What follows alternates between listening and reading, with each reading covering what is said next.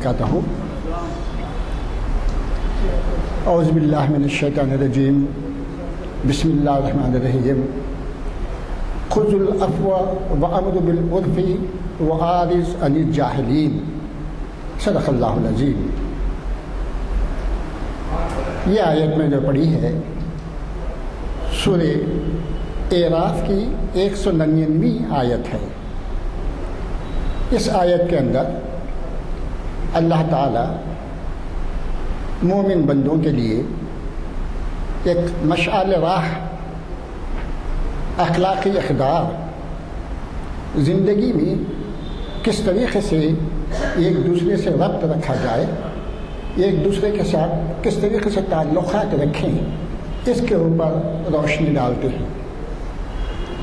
آپ کو تو معلوم ہے کہ قرآن کریم نہ صرف ایک ہدایت کی کتاب ہے، اس کے ساتھ code of conduct, code of life, زندگی کے جو ہے گزارنے کا کس طریقے سے گزارنی چاہیے اس کے بہترین اصولوں کو رہنمائی کرتا ہے، ہم کو سبق دیتا ہے، ہدایت کرتا ہے. شرط یہ ہے کہ ہم اس کو پڑھیں اور اس کے اوپر جو ہے مطمئن عمل کریں جب ہم مومن اور مسلمان ہونے کا دعویٰ کرتے ہیں. تو اس بات کی قطعی طور پر یہ جو ہے اپنے کو جو ہے ڈسائڈ کرنے کا ہے کہ ہم عملی طور پر مسلمان بنیں، نہ صرف نام کے مسلمان بنیں بلکہ ہمارے ہر عمل، ہر فعل اور ہمارا ہر کام احکام سنت قرآن کی روشنی میں ہو۔ اب اس آیت کے اندر دیکھیے اللہ تعالیٰ کس طریقے سے ہدایت کرتے ہیں رسول اللہ صلی اللہ علیہ وسلم کو۔ وہ اقول وہ خذ العفو معاف کرنے کو، درگزر کرنے کو آپ اپنا شعار بنا لیجئے۔ یہ اخلاقی قدروں میں سے ہے کہ معاف کیجئے، کسی سے بھی کوئی غلطی ہو، کسی سے بھی کچھ زیادتی ہو، آپ کے ساتھ ناانصافی ہو تو اس کے اندر جو ہے آپ بدلہ لینے کی یا کچھ اور انتقامی کارروائی کرنے کی نہ سوچیں، بلکہ جو ہے آپ عفو اور درگزر سے کام لیں، معاف کرنے کی صفت اپنے اندر پیدا کریں۔ اس کے بعد یہ اخلاقی قدروں میں سے بہترین قدر ہے۔ دوسری بات جو اللہ تعالیٰ ہدایت کرتے ہیں اس آیت کے اندر وہ یہ کہ وہ امر بالعرف، نیکی کے کاموں میں اچھے کاموں کو آپ ہدایت کیجیے، تاکید کیجیے، لوگوں کو بتائیے کہ یہ اچھا ہے، اس کے اوپر عمل کریں۔ تو لوگوں کو جو ہے ہدایت کرنا، تاکید کرنا اور ان کو نیک راہ کی طرف بلانا، یہ اسلامی شعار ہے، یہ ایک مسلمان کا فرض ہے کہ ہم جہاں کہیں بھی برائی کو ہوتا ہوا دیکھیں تو اس کو روکیں۔ اب اس کے اندر تو صرف یہ کہا گیا کہ آپ جو ہے نیکی کے کام کو، اچھے کام کو، اس کی ترغیب دیں، اچھے کام کی طرف لوگوں کو دعوت دیں، بلوائیں۔ اس کے بعد تیسرا ایک اہم اخلاقی جو ہے فرض جو مسلمان پر بنتا ہے وہ یہ کہ وہ عارض عن الجاہلین، وہ عارض عن الجاہلین، جاہلوں کے ساتھ آپ کوئی بحث و مباحثہ، کوئی گفت و شنید اس سے نہ کریں، ان کو دور سے سلام کہیں جب کوئی آپ سے بحث و مباحثے میں اترتا ہے۔ تو یہ تینوں اخلاقی امور جو ایک ساتھ دیے گئے ہیں، تو یہ اکثر ہوتا یہ ہے کہ آپ کبھی بھی کسی کو نیکی کی طرف راہ بتائیں، آپ درگزر کریں، آپ کسی کو درگزر کریں تو سمجھتے ہیں کہ یہ آپ کی کمزوری ہے، بدلہ لینے کے اہلیت رکھنے کے باوجود، طاقت رکھنے کے باوجود آپ بدلہ نہیں لیتے بلکہ معاف کر دیتے ہیں، اور یہ سنت ہے معاف کرنا۔ اور یہ رسول اللہ صلی اللہ علیہ وسلم کا عام طرز تھا کہ جو ہے وہ اپنے جانی دشمنوں کو بھی، اپنی مکے کے اندر آپ کے جو ہے جو شدید تکالیف پہنچانے والوں کو بھی آپ نے معاف کر دیا، جبکہ آپ کو جو ہے بدلہ لینے کی پوری صلاحیت تھی، بدلہ لینے کا آپ کو پورا موقع تھا، لیکن آپ نے کبھی کسی کے ساتھ بھی بدلہ نہیں لیا۔ تو یہ جو ہے صفت ہم میں آنی چاہیے کہ جب کبھی بھی کوئی بات ہماری مرضی کے خلاف ہو یا کچھ ہو تو ہم جو ہے اس کو معاف کر دیا کریں، اور اس کے ساتھ ہم نیکیوں کا حکم دیں اور جاہلوں سے پرہیز کریں۔ تو جب کبھی آپ نیکی کا حکم دیں گے، کبھی یہ کریں گے تو لوگ مباحثے میں پڑ جاتے ہیں، اگر کوئی نیک کام بتائے تو بولتے ہیں ارے نہیں ایسا نہیں، اس قسم کی بحث کرتے ہیں۔ تو آپ جو ہے اس کو جو ہے نظر انداز کریں، آپ ان لوگوں کے منہ نہ لگیں۔ یہ جو ہے ہم کو ہدایت ملتی ہے اس آیت کے ذریعے سے۔ اب الحمدللہ آج ہماری یہ نشست جامع مسجد عالیہ میں عالیہ کے کانفرنس ہال میں بعد نماز عصر منعقد ہو رہی ہے، اور یہ آج شریعت انفارمیشن کی جو ہے یہ ہماری 838ویں نشست ہے، آج دسمبر 20 کو جو ہے منعقد ہو رہی ہے، اور اس کو مخاطب کرنے والی ہی ہمارے جانی پہچانی اور حیدرآباد کی ایک معروف شخصیت جناب خادری، پورا جو ہے ماشاءاللہ سے جو ہے آپ کا ڈاکٹر ہیں محمد متین الدین خادری صاحب، آپ جو ہے مخاطب کر رہے ہیں، اور ایسے عنوان پہ آپ کی خطابت ہے جو آج کل ہمارے لیے سوہان روح بنا ہوا ہے۔ یہ ایسا مسئلہ ہے جس کے اوپر آج آپ روشنی ڈالیں گے وہ ہمارے معاشرے کو تباہ کرنے والی جو ہے اعمال ہیں، حرکات ہیں۔ اب آپ دیکھیں اسی روشنی میں آج کل جو ہے کس طرح سے عقد نکاح ہونی چاہیے شریعت اسلامی کی روشنی میں۔ تو آج کا عنوان ہے عقد نکاح شریعت اسلامی کی روشنی میں۔ انشاءاللہ اس کو ہمارے ڈاکٹر مجد الدین خالد صاحب مخاطب فرمائیں گے، تفصیل سے آپ سماعت فرمائیں۔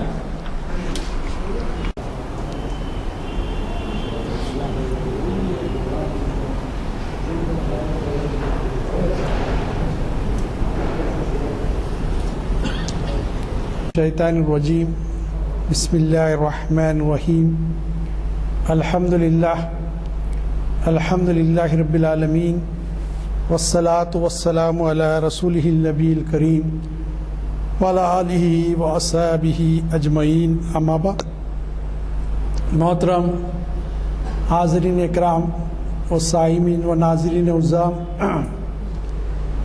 آج جو عنوان میں نے منتخب کیا تھا اتفاق کہیے نکاح، عقد نکاح شریعت اسلامی کی روشنی میں، اور اتفاق سے 4 دن سے جو ہے نکاح کی شادی کی عمر 18 سے لڑکیوں کے 21 سال کرنے پر بحث چل پڑی ہے۔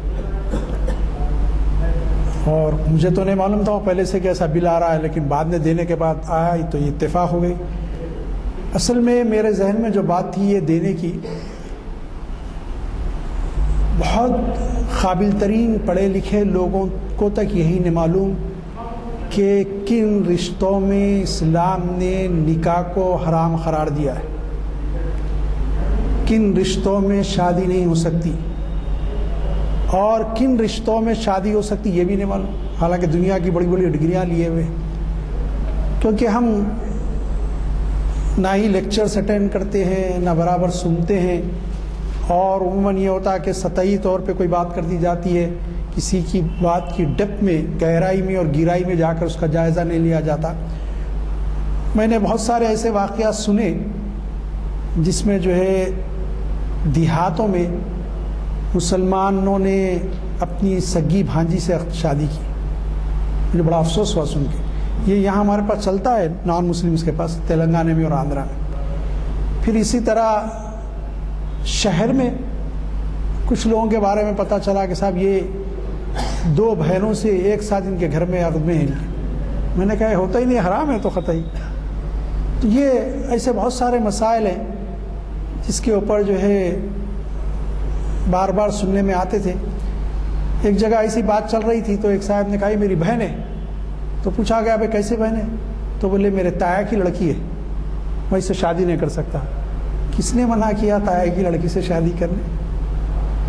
تو یہ اصل میں پس منظر جو یہ عنوان دینا کا میرے یہ تھا کہ ذرا اس سلسلے میں تھوڑی سی گفتگو کی جائے، لیکن اب یہ معاملہ یہ آ گیا، اس کو بھی ہم تھوڑا سا جائزہ لیں گے، یہ 18 سال اور 21 سال کا بھی انشاءاللہ تعالی۔ پہلے ایک بات یاد رکھیے کہ جو اسلام میں خاندان کی بڑی اہمیت ہے، اور خاندان معاشرے کی اکائی ہوتا ہے۔ کئی خاندان مل کر ایک معاشرہ، ایک سوسائٹی فارم کرتے، سوسائٹی بنتی ہے، اور خاندان کی اکائی ایک مرد اور ایک عورت ہوتی ہے، جس کو ہم زوجین کہتے ہیں، عام الفاظ میں میاں بیوی کہا جاتا ہے۔ اور خاندان کا انحصار، دار و مدار، یہ مرد اور عورت جس کی شادی ہو رہی ہے، ان دونوں کے اچھے ہونے پر خاندان کا اچھا ہونے کا دار و مدار ہے۔ ان دونوں میں اخلاق کردار ہوگا تو آنے والا بننے والا جو ان کے ذریعے خاندان ہے اس میں کہیں نہ کہیں اخلاقی خوبیاں، کردار کسی ایک لیول پر ہم کو نظر آئے گا۔ اگر ان میں دین ہوگا تو ہم دیکھیں گے کہ ان کے خاندان میں کچھ نہ کچھ اثرات دین کے رہیں گے، شریعت کا پاس و لحاظ رہے گا، اللہ کا خوف اور خشیت رہے گا، پورا دار و مدار ہوتا ہے اس اکائی پر جس کو ہم زوجین کہتے ہیں، میاں اور بیوی، اس کے اوپر ہوتا ہے۔ اگر یہی بگڑے ہوں، ان کو ہی کچھ نہیں معلوم، اور جو ہے تو پھر جو ہے مسائل بڑے خراب ہو جاتے ہیں، اور جو ہے پھر پورا معاملہ بگڑ جاتا ہے، کوئی چیز درست ہو نہیں پاتی۔ اسلام نے خاندان کے معاملات پہ بڑا زور دیا ہے. اگر آپ دیکھیں گے خاندان کا وجود ہوتا ہے عقد نکاح سے. اسلام نے اس کو کھول کھول کر بیان کیا. میں بھی انشاءاللہ اگر وقت ملے تو تھوڑا سا تفصیل میں جاؤں گا، کیونکہ تھوڑا تاخیر ہو گئی اور وقت بھی کم ہے. یہ سرما کے موسم میں عصر اور مغرب میں وقت بہت کم ہوتا ہے. اس کی بڑی اہمیت دی گئی ہے. پھر اس کے سلسلے میں قرآن مجید میں بعض احکامات واضح طور پہ، اور کہیں قرآن مجید کسی چیز میں خاموشی اختیار کرتا ہے تو احادیث رسول میں تفصیل سے باتیں بتائی گئی. پھر کچھ مسائل بعد میں پیدا ہوئے تو ہمارے فقہاء کرام نے ان مسائل کو ایسے نہیں چھوڑ دیا، قرآن اور احادیث کے ذریعے ان مسائل کا حل ڈھونڈا اور استنباط کر کے قرآن اور حدیث سے اس مسئلے کا حل ہمارے سامنے رکھ دیا. فقہ کی کتابیں بھری پڑی ہیں ان مسائل سے. کوئی مسئلہ آپ اٹھا کے دیکھیے مل جائے گا انشاءاللہ، چھوڑا نہیں گیا. اور آج بھی اس دور میں بھی ہمارے فقہاء جو نئے نئے مسائل آتے ہیں اس کا قرآن اور حدیث کی روشنی میں حل تلاش کرتے رہتے ہیں، اور قیامت تک یہ کام چلتا رہے گا. عزیزان گرامی، تھوڑا سا لفظ عقد پر غور کرتے ہیں. عقد اصل میں کہتے ہیں کسی چیز کو باندھنا. عقد نکاح، نکاح میں ایک عورت اور مرد کا بن جانا. یہ اسلام میں اس کی بڑی تاکید ہے، بڑا زور دیا گیا، بڑی اہمیت. میں بار بار کیوں کہہ رہا ہوں، 2 یا 3 مرتبہ کہہ دیا اس کی اہمیت ہے. اس کی وجہ یہ ہے کہ دور جاہلیت میں شادی تو ہوتی تھی، لیکن جو شریعت نے قوانین بتایا، عورت کے جو حقوق، مرد کی جو ذمہ داریاں، عورت پر مرد کا حق، مرد پر عورت کا حق، اس کا پاس و لحاظ نہیں تھا. عورتیں تو باندھی کنیز بنی ہوئی تھی، بیویاں جتنی ہوتی ان کا کوئی حق نہیں رہتا تھا. اسلام نے اس کو بھی متعین کر دیا. دوسری بات یہ ہے کہ اس زمانے میں ایک ایک مرد 50 100 شادیاں کرتا تھا، اور پھر وہ اس آدمی کے مرنے کے بعد اس کی اولاد اپنی ماؤں کو، سوتیلی ماؤں کو ترکے میں جیسے مال تقسیم کرتے تھے. یہ برے خرافات، برے گناہ تھے. اسلام نے اس کو روک دیا، منع کر دیا. پھر 4 کی قید لگا دی. پھر اس کے ساتھ شرط لگائی عدل. اگر عدل کر سکتے ہو تو پھر، اب عدل کے معنی یہ کہ جو ہے جسمانی طور پہ آپ اس قابل ہوں کہ سب کا حق ادا کرے ہر بیوی کا. عدل کے معنی یہ کہ آپ کہنے سکت ہو کھلانے پلانے کی. عدل کے یہ معنی کہ سب کو ایک جیسا دیکھا جائے. عدل کے معنی کہ سب کو ایک جیسے چھت کے سائے تلے رکھا جائے. عدل کے یہ معنی کہ ایک جیسے کپڑے پہنائے جائیں. عدل کے معنی کہ ایک جیسے گاڑیوں میں گھمایا جائے. عدل کے معنی کہ ایک ہی قسم کے چاول یا گیہوں جو کچھ اناج ہوتا ہے ایک قسم کا سب کو دیا جائے. بہت سارے معاملات ہیں. اس بات کا خیال رکھا جائے. اگر یہ ہو تو 4 تک کر سکتے، 4 سے بڑھ کے نہیں. ورنہ پھر کہا گیا ایک پہ اکتفا کرو. قرآن کیا ہے؟ یہ کافی ہے تمہارے. ایسے ہی اٹھائے 4 2 3 کر لیتے جا رہے. نہیں، عدل کر سکتے تو کرو. وقت دے سکتے ہو، وقت دینا پڑے گا ان کی دل جوئی کے لیے. تمہارے میں خود جسمانی ایسی قوت ہونا پڑے گا. ایک آدمی بہت لہیم شہیم ہوتا، لیکن جو ہے جو چیز قوت عورتوں کے لیے ضرورت ہوتی اس میں کمی رہتی اس کے پاس، کیا کر لیتے آپ؟ ارے بھائی آدمی تو دیکھ رہے ہو، ایک آدمی بہت دبلا پتلا رہتا، انہیں جو ہے 3 بیویوں کو ایک ساتھ دیکھ سکتا. یہ اللہ کی مرضی ہے، اللہ کی مشیت ہے. جس کو جس چیز میں قوت دے دے. ہم دیکھتے ایک آدمی کی ذہنی سطح بہت آگے ہوتی اور جلدی سمجھ لیتا. ایک آدمی کو بار بار بولنے کے بعد سمجھتا. ارے بھائی اس کا نے بھی عقل ہے، اس کا نہیں بھی عقل ہے. اللہ کی مشیت ہے، اللہ کسی کو زیادہ اس میں پاور دیا، کسی کو نہیں دیا. تو یہ ایک کنڈیشن. دوسرے کہ آج کا جو معاشرہ ہے وہ شادی کے بندھن میں بننا ہی نہیں چاہتا. پوری دنیا کا آپ جائزہ لے. میں لکھنا چاہ رہا تھا لیکن ٹائم نہیں ملا آج میرے کو. پورا ریکارڈ موجود ہے. کہیں 40 سے 56% تک یورپی ممالک میں جو بچے ہیں ان کے برتھ سرٹیفکیٹ میں لکھا ہوا ہے فادرز نیم اننون. نہیں معلوم اس کا باپ کون ہے. ماں کا کئی لوگوں سے ریلیشن تھا، کس کی اولاد ہے نہیں معلوم. اولاد پیدا کر رہے ہیں لیکن ذمہ داری کا احساس نہیں ہے. تعلقات جسمانی پیدا کر رہے ہیں لیکن اس جس سے پیدا کیا کہ اس کی ذمہ داری کا احساس نہیں ہے مرد کو. یہ معاشرہ اتنا ہو گیا اور عورتوں کے دماغ میں بھی ڈال دیا گیا. دوسرے ممالک کی بات چھوڑیے، پاکستان میں ایک تحریک چل پڑی ہے پڑوس میں جس کا مسلم ملک کہتے میرا جسم میری مرضی. کیا بے حیائی ہے؟ اسلام اس کو روکتا ہے. دوسرے یہ کہ یہ شادی نہ کرا. دوسرے یہ کہ ایک تو یہ برائی ہے.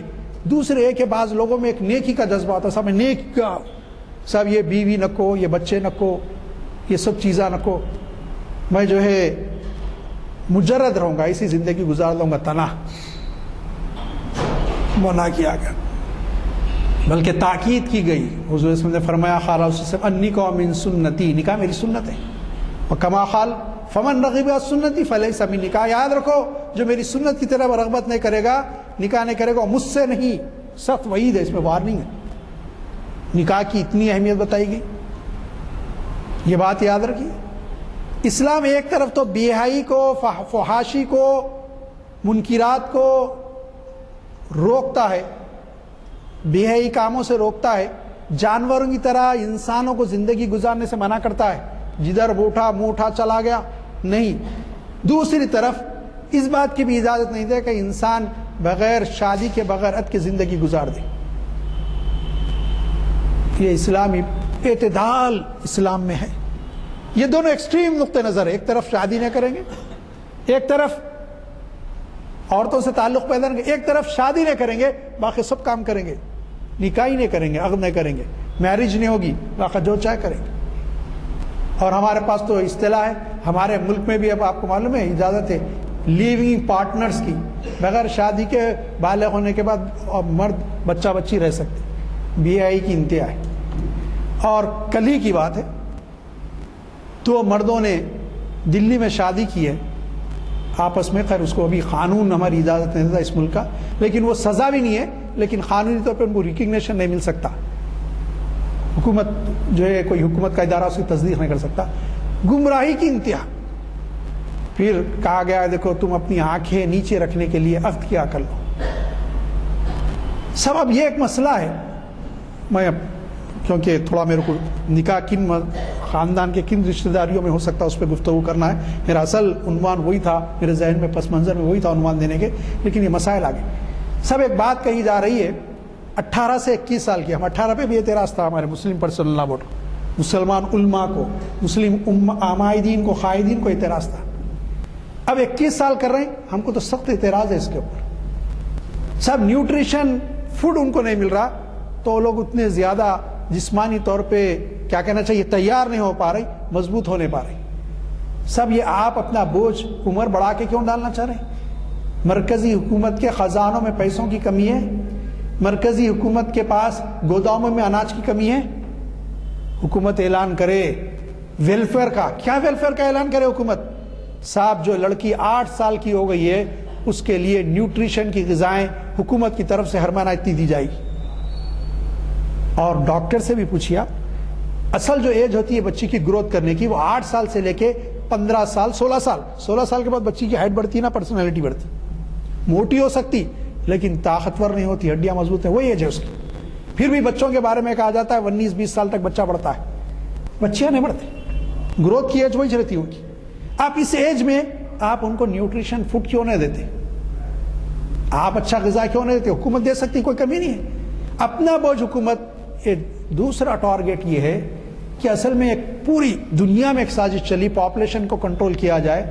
تو صاحب دیر سے شادی ہوگی, 18 کے بجے 21 میں ہوگی, تو پھر 1-2-3 سال وہ لگائیں گے بچے پیدا کرنے, 25-24 سال ایسے نکل جائیں گے. یہ بھی ایک مقصد ہے حکومت کا.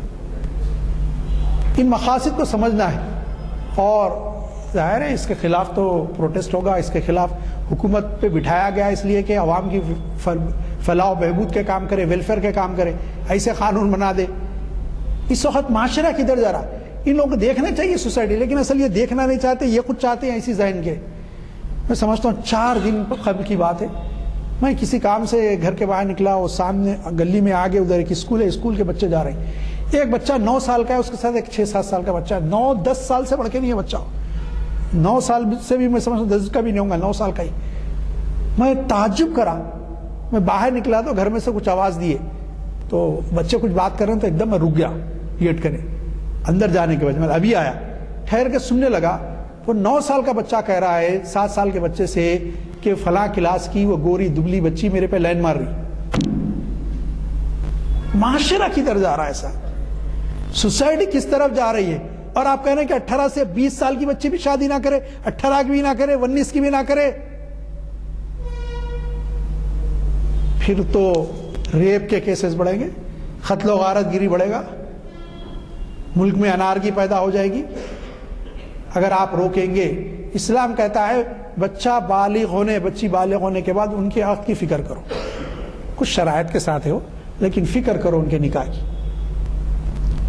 کیونکہ یہ باتیں تھوڑا حالات پہ تھی. اور اسلام چاہتا ہے معاشرہ پاک صاف ہو، پروڈکشن آف نسل ہو، نسل کا تحفظ ہو. ہم بولتے ہیں نا کنتری کراس وہ نہ ہو، کون کس کا کون ہے نہیں معلوم یہ نہیں ہو. اسلام میں اس کی بڑی اہمیت ہے حسب نسب کی، یہ بات ذہن میں رکھیں. میں کیونکہ اور بھی بہت ساری اس میں باتیں تھیں، انشاءاللہ کسی موقع پہ یا کسی جمعے کے خطاب میں کہوں گا کہ اس وقت دنیا کیا چاہ رہی ہے اور کیا چل رہا ہے. لیکن میں کیونکہ میرا جو عنوان ہے عنوان کے تحت ہی باتیں ہیں، لیکن میں جس طرف توجہ دلانا چاہتا تھا کہ نکاح کہاں ہوگا کہاں نہیں ہوگا اس پہ میں آتا ہوں. اصل میں نکاح کے معنی لغت میں جمع کے ہیں، اور اصطلاح فقہ میں نکاح ایک مخصوص عقد کا نام ہے، ایک معاہدہ کا نام ہے مخصوص. اور اسلام میں یاد رکھیے ایک اگریمنٹ ہے مرد عورت کے درمیان، اور بڑا اہم اگریمنٹ ہے، اس کو توڑنے کی آسانی سے اجازت نہیں ہے. طلاق کی اجازت ہے لیکن کچھ کنڈیشن سے اس کو پڑھنا پڑے گا، پورا دیکھنا پڑے گا. دل میں آ رہا نمک کم ہے طلاق طلاق طلاق نہیں چلے گا، غلط ہے. بڑی اہمیت ہے ان رشتوں کی. ہاں کچھ صورتحال ناگزیر ہوتی ہے، اسلام نے اجازت دی ہے. اور جس کے پاس طلاق نہیں ہے آج وہ بھی، ان کے پاس بھی اب طلاق کا تصور آ گیا ہے، لیکن وہ اختیار مرد کو دینے کے بجائے جج کو دے رہے ہیں. وہ کیا جانتا ہے انہیں کیوں طلاق دینا جا رہا بلا وجہ کی. تو بہرحال یہ کہ اسلام میں کہا گیا کہ جو مباح چیزیں ہیں اس میں سب سے ناپسندیدہ چیز طلاق. اجازت ہے لیکن پسندیدہ نہیں ہو، مجبوری کی صورت میں.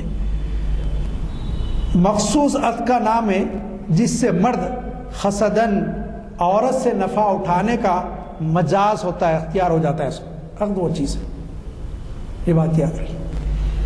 اور عقد میں مالی چیزیں پوری مرد کے اوپر عائد ہوتی، یہ بات سن لیجیے.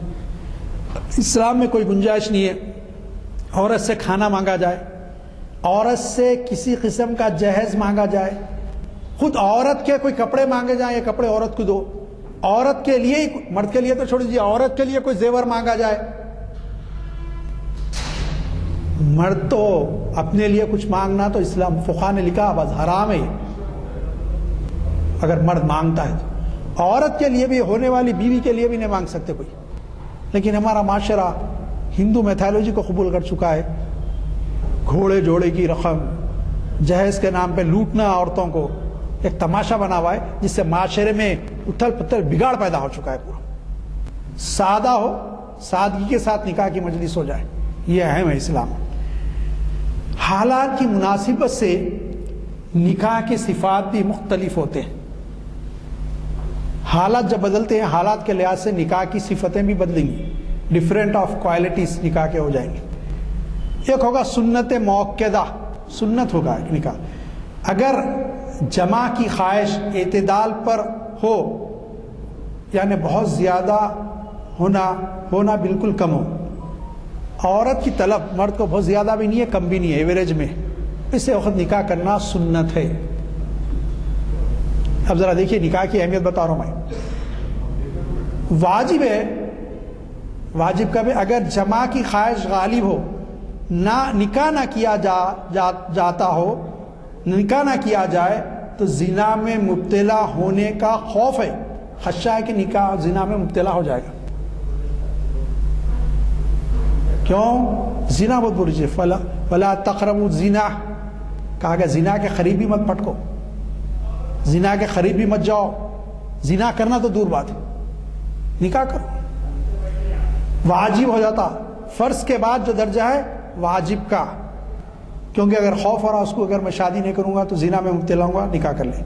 فرض ہے اگر جمع کی خواہش بہت غالب ہو یعنی نکاح نہ کیا جائے تو زنا میں مبتلا ہو جانے کا یقین ہے، اگر میں نکاح نہیں کروں گا تو زنا میں ملوث ہو جاؤں گا، تو پھر فرض ہو جاتا نکاح کا. لوگوں کو یہ نہیں معلوم نکاح فرض بھی ہوتا ہے کیا، لوگوں کو یہ نہیں معلوم نکاح واجب ہے کیا. وہ سنتے رہتے النکاح من سنتی، حضور کی سنت ہے بھائی نکاح. نہیں صاحب ایک وقت واجب ہو رہا، ایک وقت سنت ہو رہا، ایک وقت واجب ہو رہا اور ایک وقت فرض ہو رہا. یہ چیز اصل بتانا چاہتا تھا. اتنی اہمیت ہے نکاح کی، فرض ہو جا رہا. فرض اگر نہیں کریں گے، واجب نہیں کریں گے، گناہ گار ہو جائیں گے. اور بہت سارے لوگوں میں استطاعت ہے، اور ماں باپ ایسا ہمارے بچے کی عمر ہی کیا ہے، ارے صاحب استطاعت ہے اس کی شادی کرو، بٹھا کے کیوں رکھے؟ کما رہا نہیں، اتنے گھر بنانا، اتنا بینک بیلنس ہونا، لکھا ہے گئی طبیعت کو بنا لیا اور کچھ نہیں. ان تینوں صورتوں میں شادی کرنے کے لیے، ان تینوں صورتوں میں ایک اور چیز ہے، زوجہ کے حقوق کی ادائی پر قدرت حاصل ہونا بھی شرط ہے. بیوی کا جو حق ہے اس پہ قدرت ہونا کیا ہے؟ مہر دینا، بیوی کو ایک اس کے مطالبے کے مطابق رقم دینے کی سکت ہونا، استطاعت ہونا. اور کسی نے اس ارادے سے نکاح کیا کہ بولوں گا موجل دیں گے بعد میں بول کے اور گھما دوں گا، نکاح حضور نے فرمایا حدیث کا مفہوم یہ کہ نکاح ہی نہیں ہوا اس کا. نفقہ، کھانا پینا، کسوتنی، کساوا، کپڑے پہنانا، سکنا، رہنے کا چھت چھپر ایک کمرہ، اس کو کم سے کم ایک کمرہ علیحدہ ہو، یہ سکت ہو پھر تو نکاح کرو. ہاں نکاح نہیں کر، یہ نہیں ہے سکت تو پھر رکے رہو، انتظار کرو. مکروہ تحریمی ہے، مکروہ حرام کے قریب مکروہ ہے. اگر زوجہ پر ظلم کا خوف ہو، خود مزاج ایسا ہے کہ میں ظلم کروں گا، پھر مکروہ ہے نکاح کرنا. حرام ہے اگر زوجہ پر ظلم کا یقین ہو، یقین ہے کہ میں یا میرے ماں باپ بیوی پہ ظلم کرنے والے، نکاح کرنا حرام ہے. سنے کبھی ہے؟ شریعت کیا لکھی ہوئی ہے معلوم ہی نہیں، ہم پڑھتے نہیں. ہمارا مسئلہ یہ، نکاح درست ہونے کے لیے ایک ہی چیز کافی ہے،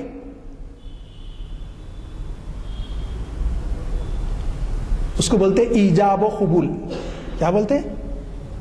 ہم سمجھتے خطبہ نکاح نہیں ہوا تو نکاح، ضرورت ہی نہیں ہے خطبہ نکاح کی، سنت مسنون ہے خطبہ نکاح. ایجاب و قبول کہتے یہ ہیں، ایجاب کرتے ایک طرف سے پیشکش ہونا. ایک مرد آدمی بولا کہ میں تم سے، کسی عورت کو بول رہا، یہ دو آدمیوں کو گواہ رکھ کے میں تم سے نکاح کرتا ہوں، عقد کرتا ہوں 1 لاکھ مہر کے عوض. عورت بولی 1 لاکھ مہر کے عوض میں نے قبول کیا آپ سے نکاح کرنا. نکاح ہو گیا.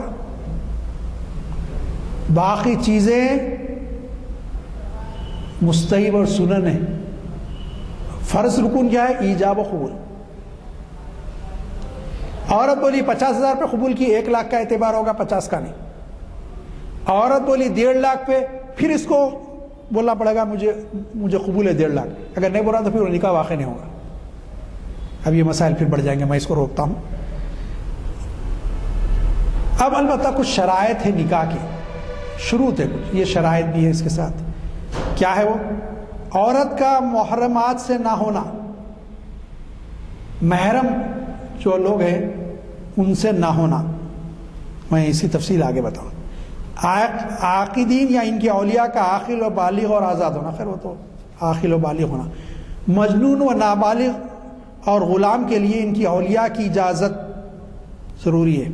عورت کے لیے اگر وہ غیر کفو سے نکاح کرنا چاہے تو اولیاء کی رضامندی ہونا، وہ خواہ بالغہ ہو یا نہ ہو. عورت غیر کفو سے کر رہی، خاندان ایک لیول کا نہیں ہے، معاشرے میں اسٹینڈرڈ ایک جیسا نہیں ہے، تو پھر وہ ماں باپ کی اجازت، ان کے جو کفیل ہیں ان کی اجازت ضروری ہے، ورنہ نکاح نہیں. 2 گواہوں کا ہونا، 2 عورتیں گواہ نہیں بن سکتی. 2 عورت 1 مرد ہو تو 2 مردوں کے برابر گواہی ہوگی. 3 لوگ ہیں، 2 عورتیں 1 مرد ہے تو پھر گواہی کافی ہے، یا پھر 2 مرد ہیں تو گواہی کافی. نکاح کو کسی معین مدت کے ساتھ مقید کرنا، میں 1 سال کے لیے نکاح کروں، 6 مہینے کے لیے کروں، حرام ہے، نکاح نہیں ہوتا، شرط کے خلاف ہے. محرمات وہ عورتیں جس سے نکاح کرنا شرعاً حرام ہے. محرم کون ہے؟ وہ عورتیں ہیں جن سے نکاح کرنا شرعاً حرام ہے. اسباب تحریم یعنی وہ امور جن سے حرمت نکاح ثابت ہوتی ہے، کتنے ہیں وہ آگے آ رہا تفصیل. اب پہلا ہے قرابت یعنی نسبی رشتہ، پھر اس کی وضاحت کروں گا میں. مساہرت یعنی سسرالی رشتہ، رضاعت یعنی دودھ کا رشتہ، اجتماع یعنی زوجہ کے ساتھ اس کی بہن، خالہ، پھوپھی وغیرہ کو جمع کرنا۔ ایک عورت سے شادی کرے، اس کی بہن سے بھی کر رہی، اس کی پھوپھو سے بھی کر رہے ہیں، اس کی خالہ سے بھی کر رہے ہیں، نہیں، یہ نہیں ہوتا نکاح۔ مشرکہ سے جو غیر مسلم ہے اس سے نکاح کرنا نہیں ہوتا نکاح۔ کسی اور شخص کی منکوحہ یا عدت والی عورت سے نکاح کرنا، آلریڈی انہیں طلاق ہی نہیں دیا، انہیں خلائی نہیں لی، اس سے شادی کر لے رہی، یہ نکاح نہیں ہوگا۔ یا خلا ہو گئی، طلاق ہو گئی، یا شوہر مر گیا لیکن اب عدت کے دن نہیں گزرے۔ طلاق کی صورت میں عدت کے جو 3 مہینے ہیں، 3 پیریڈز، اور وفات کی صورت میں اس کے شوہر کے 4 مہینے 10 دن ہیں۔ یہ فرق یاد رکھ لیجیے، یہ بہت اہم بات ہے۔ خرابت نسبی، ماں، بیٹی، بہن، پھوپھی، خالہ، بھتیجی، بھانجی، ان سے کبھی بھی نکاح نہیں ہو سکتا، یہ بات یاد رکھیے۔ ماں سے مراد وہ عورتیں ہیں جو ماں باپ کے ذریعے سے، جیسے دادی، پڑدادی، نانی، پڑنانی وغیرہ، آخر سلسلے تک، یہ سب عورتیں ماں کی تعریف میں داخل ہیں۔ سب عورتیں ماں کے برابر نہیں کر سکتے ان سے نکاح۔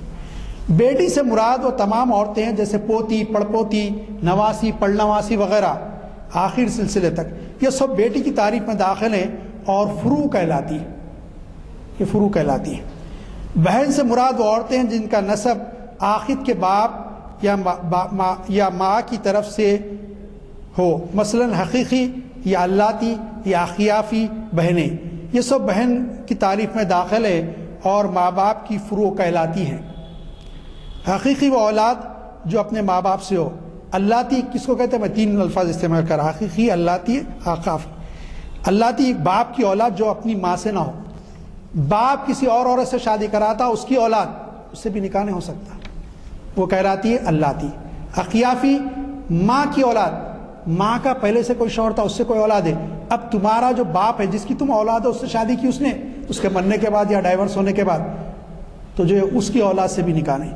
پھوپھی سے مراد باپ کی یا دادا یا پردادا کی اللاتی یا اخیافی بہن، باپ کی جو ہے رضائی بہن، ماں کی رضائی بہن، ماں کی بہن، یہ پورے اس طرح نانا کی بہن یا پڑنانا کی بہن، یہ سب عورتیں پھوپھی کی تعریف میں داخل ہیں، ان سے نکاح نہیں ہو سکتا۔ اور ماں باپ کے اصول کی فروع کہلاتی ہے، ماں باپ اصلی ہیں، ان کے اصول کی فروع کہلاتی ہے۔ خالہ سے مراد ماں کی بہن ہو یا نانی، پڑنانی کی، اس طرح باپ کی خالہ ہو یا دادا نانا کی خالائیں، حقیقی یا اللاتی یا اخیافی، یہ سب خالہ کی تعریف میں داخل ہیں اور ماں باپ کے اصول کی فروع کہلاتی ہے۔ بھتیجی یعنی بھائی کی بیٹی، خواہ حقیقی بھائی کی ہو یا اللاتی بھائی اور یا اخیافی بھائی کی بیٹی، یہ اور ان کی اولاد سب بھتیجی کی تعریف میں داخل ہیں اور ماں باپ کے فروع کی فروع کہلاتی ہیں۔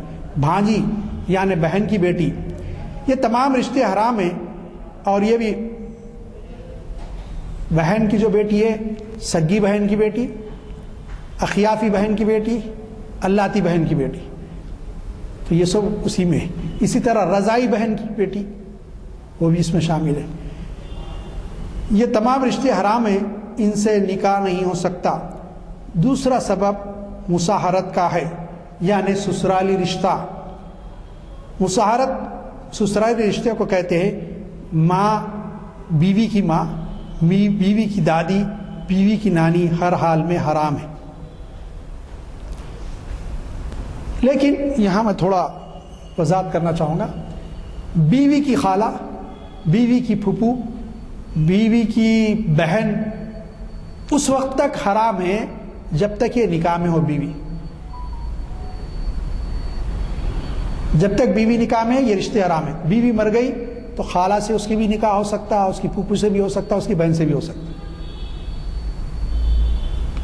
وہ رشتے حرام ہیں کہ اگر جو ہے بیوی کو مرد مانا جائے تو بیوی جس رشتوں میں شادی نہیں کر سکتی، یہ مرد پہ شوہر بننے کے بعد وہ رشتے حرام ہیں۔ بہت آسان سمجھنے کا طریقہ ہے۔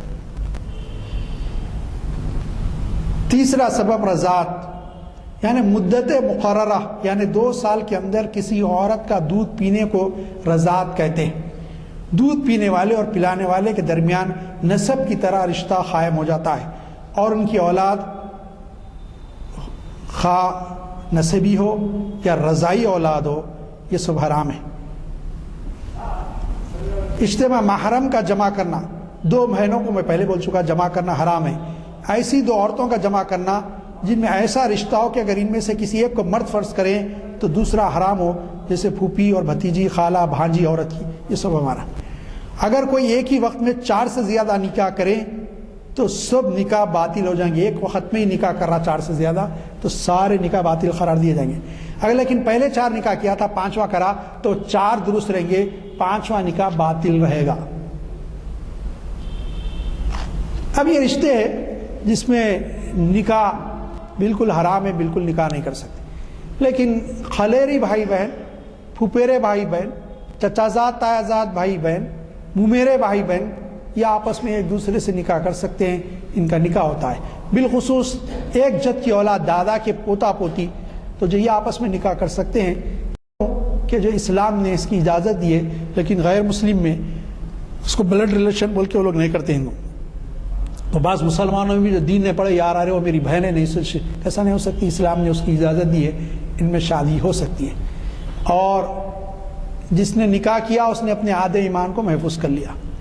ایمان کی سلامتی نکاح پر ہے، نکاح کرنے سے برائیوں کو نکاح روکتا ہے، فحش اور منکرات کو نکاح روکتا ہے۔ نکاح کی بڑی تاکید اور ترغیب اسلام میں آئی ہے، اور یہ نہیں کرنے کی وجہ سے معاشرے میں برائیاں پھیل رہی ہیں۔ ہم نے نکاح کو بہت بڑا مسئلہ بنا دیا۔ آج نکاح بہت آسان ہونا چاہیے، بس گھر میں 4 لوگ بیٹھے، بچے کو پسند ہے بچے کو بلائیں، بٹھائیں، کوئی بڑے ٹھہر جائیں، اب یہ کھانا پوری ہوتی قاضی کو بلا لیں، اور جو ہے کوئی بڑے جو ہے خاندان کے بڑے جو ایجاب و قبول کرا دے یا قاضی کرا دے، پھر کوئی خطبہ نکاح پڑھ دے یا قاضی سے پڑھا دے، کھانا پوری کرے، معاملہ ان کے حوالے کر دیں۔ بچے کو سکت ہے تو اپنی حیثیت سے ولیمہ کر لے، قصہ ختم۔ کوئی رسم ہے نہ اسلام میں، کوئی لین دین ہے نہ کچھ نہیں۔ نکاح عقد کا تصور اتنا آسان اسلام میں، یہ کریں گے تو آپ دیکھیں گے ہمارے معاشرے کی آدھی برائیاں، بلکہ آدھی سے زیادہ برائیاں خود بخود مٹ جائیں گی۔ ہو رہا کیا کیسے برائیاں بڑھی؟ ایک یہ کہ جو ہے بچے بیاہی کی طرف جا رہے ہیں نکاح نہیں ہونے سے، عمریں ہو گئی بیٹھے ہوئے گھروں میں۔ انسانی فطرت ہے، انسان فطرت پہ کنٹرول کر سکتا ہے، ہمیشہ کے لیے روک نہیں سکتا اپنی فطری تقاضوں کو، کچھ کنٹرول کر سکتا ہے، ہمیشہ روک کے نہیں رکھ سکتا، تو اس کے لیے غلط راستہ اختیار کر رہا ہے، یہ بہت برا ہے۔ ایک یہ برائی پھیل رہی، بیاہی پھیل رہی۔ دوسری بات یہ کہ اس سے خاندانی نظام ٹوٹتے۔ تیسری بات یہ کہ خاندان میں کسی کو معلوم ہو جائے اور کوئی جو ہے حمیت والا، غیرت والا ہو، تو پھر مارم پیٹی، قتل و غارت گیری تک بازار۔ کئی قتل و غارت گیری اسی معاملات پہ ہوئے، ہمارے شہر میں ہوئے، دوسری جگہ چھوڑ دی۔ تیسرا یہ کہ یہ ڈیمانڈ، مطالبات کی جو فہرست ہے، اس سے یہ ہو رہا کہ وہ لڑکی کا باپ بوجھ تلے دبے جا رہا ہے اور قرضہ حاصل کر رہا ہے، مقروض، سود پہ پیسے لا رہا ہے، بینکوں میں بیوی کے زیورات، اپنا گھر رہن ڈال کر لا رہا ہے، اور سود پہ سود درتے جا رہا ہے۔ ایک طرف سود دینے کا گناہ، دوسری طرف جو ہے قرضوں کے بوجھ تلے دبے جا رہا ہے، اور معاشرے میں برائیاں پھیل رہی۔ اب اس کے لیے دوسرے راستے اختیار کرتا کہ وہ خود کوئی سودی کاروبار کرے، غلط کاروبار کرے، نمبر 2 کے کاروبار کرے تاکہ پیسے حاصل کرے۔ اس کے بعد معاشرے میں کئی بگاڑ، معاشرے کا بگاڑ، اور معاشرے میں کئی قسم کی برائیاں اس سے جنم لے رہی ہیں، پیدا ہو رہی ہیں۔ آسان بنائیے نکاح کو۔ مسلم پرسنل لا بورڈ نے مہم چلائی تھی، آسان نکاح مہم، آسان بنائی، نکاح آسان کرے۔ آپ جتنا آسانی سے، سادگی سے کریں گے اتنا معاملہ درست ہوگا۔ میں جمعے کو بھی، دوسرے جمعے کو میرا مسجد میں خطاب تھا یہاں آپ کے پاس عالیہ میں، اس میں بتایا تھا، بہت بڑے جیت صحابی ہے حضرت عبد الرحمن بن عوف رضی اللہ تعالیٰ، عشرہ مبشرہ کے صحابی ہے۔ حضور اکرم صاحب نے دیکھا کہ ان کے کپڑوں پہ پیلا رنگ رکھا ہوا ہے، زعفران لگی ہوئی ہے۔ پوچھا عبد الرحمن یہ کیا ہے؟ تو علیہ السلام کل عقد کیا، حضور کو نہیں معلوم، اللہ کے نبی صلی اللہ علیہ وسلم کو نہیں بلائے، ہم ہوتے تو چھوڑتے، وہ نہیں بلائے، کوئی ضروری نہیں سمجھے نہیں تھے۔ حضور صلی اللہ علیہ وسلم نے یہ نہیں کہا، گلا نہیں کیا کہ کیوں نہیں بلائے، کہا کہ اچھا کیا۔ کیا بولے؟ شاید حضور نے یہ فرمایا اچھا کیا، لیکن ولیمہ کرو چاہے ایک بکری کیوں نہ ہو۔ ولیمے کی ترغیب دی، نکاح میں نہیں بلانے پہ نہیں پوچھا۔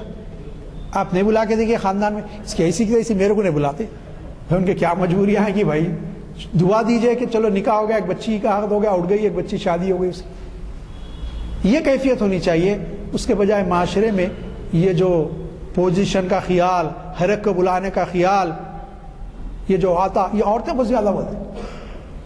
اور عورتوں کو کنٹرول کریے، سمجھائیے ان کو، نکاح کو آسان کریے۔ اگر آپ آسان نہ کریں گے تو یہ معاملات اور بگڑیں گے اور جو ہے معاشرہ ٹوٹنے کی طرف جائے گا۔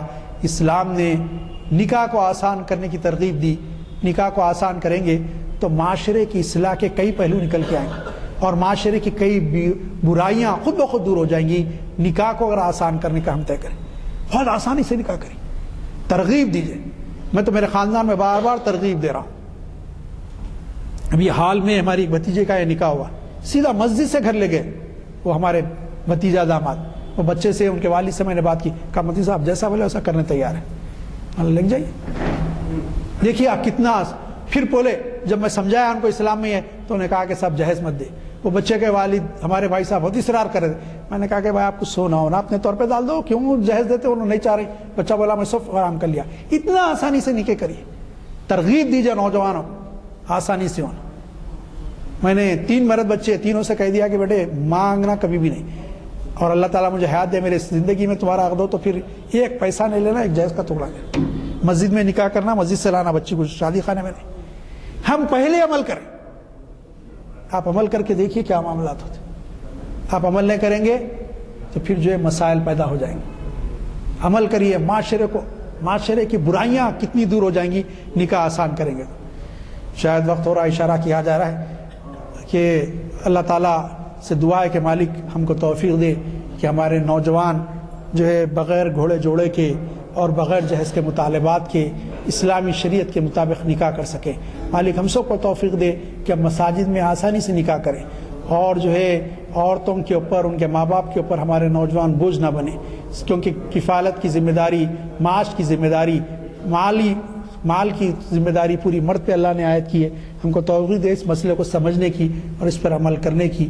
اللہ تعالی ہم کو دین اسلام پر چلائیے، جب تک دنیا میں زندہ رکھیے اسلام پر رکھیے، ہمارا خاتمہ ایمان پر فرمائیے۔